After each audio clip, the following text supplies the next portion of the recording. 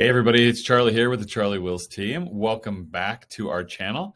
I am going to be talking today about investment properties. Investment properties are something that we do for quite a few of our clients.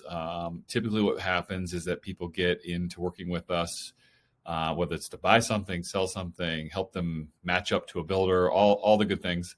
And then over time, what the topic starts to turn into is, hey, I'd like to at some point start creating in the future passive income streams for ourselves. So what does that look like for you? Or maybe what does that look like for other people?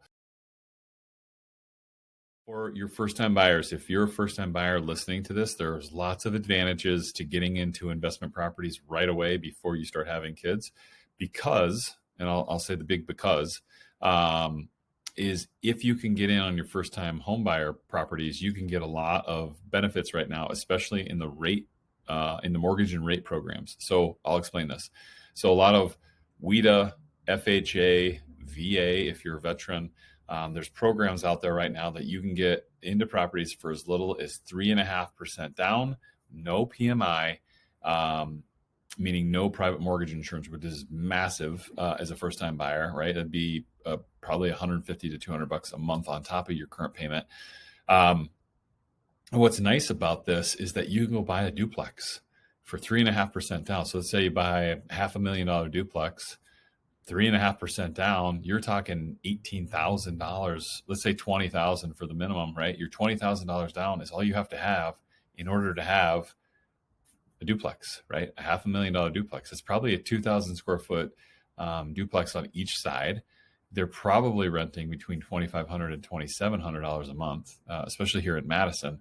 So it's only going to probably cost you about $2,200 of that a month to run. And so all or a majority of your income that's being generated from the rental side is paying for the mortgage. So you should be able to live, if not rent free, pretty much free from all your expenses and stuff too.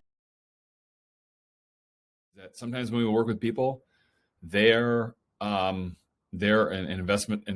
investor that doesn't necessarily need cash flow. They just need investments. And sometimes that's for tax write-offs. Sometimes that's for deferrals later. There's lots of reasons where people don't need the cash right now.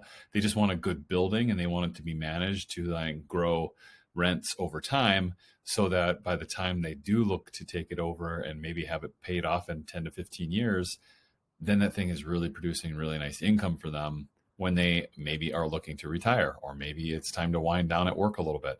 Who knows what the reason is? But again, over time, people buy these buildings for all different reasons. But again, I've got clients that do it for different, like I'm giving examples here. I've had all sorts of clients do it for that. And then I have my cash flow investors. Those are typically in our market in Dane County.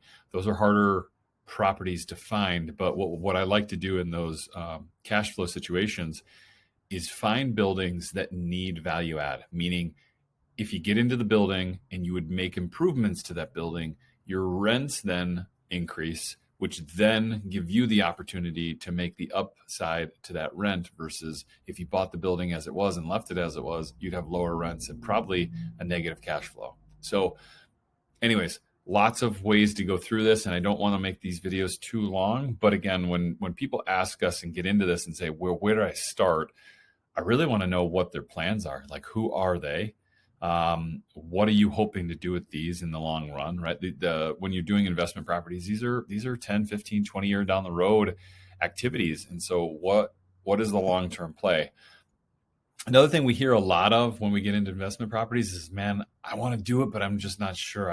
People get pretty nervous about doing their first one. And again, what we're going to show you is how to do them, how to set up expectations. If you don't want somebody to professionally manage your leases, what does that look like if somebody took that, or what if you took that over, right? Like if you had your leases and your period to take applications, for us in our company, if somebody wants to do all that work themselves, we're happy to show you some of the tools that we use that you can replicate and do yourself. But then you're going to save that 8 to 10% on the management fee per year. So again, if that's what you want to do and you want to save that money and you want to learn little bit about the business, there are ways to kind of cut yourself in and kind of learn a little bit more. Now, if you're looking to be hands off, we started about 5 years ago. We started a property management company called Front Porch. And the reason is that most of our clients, when they're looking to buy something from an investment property side, they don't want to do the work. They don't want to be called at night. They don't want to have the headaches of maintenance. I get it. I totally get it. I probably would have been there too if I was them and I wasn't in this business. But because we've been doing it for so long, I mean, I'm going on 20 years of business in real estate, we have all the contacts. We have the people who can do maintenance, who can do plumbing, electrical, roof repairs, right? I have all of those people. So it's not hard for us to get in contact with them when something does come up.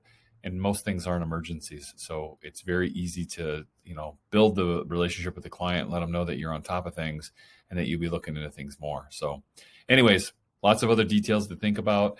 If you have questions that you'd like answered here on our channel, or if you see this emailed to you, and you'd like more things clarified, happy to get on a half-hour call and do a deeper dive, or even if they're great questions, I love presenting these questions here to our database and also to social media, because I think it's a great way to keep expanding the conversation. All right, hope you enjoy, and look forward to seeing you soon. Take care.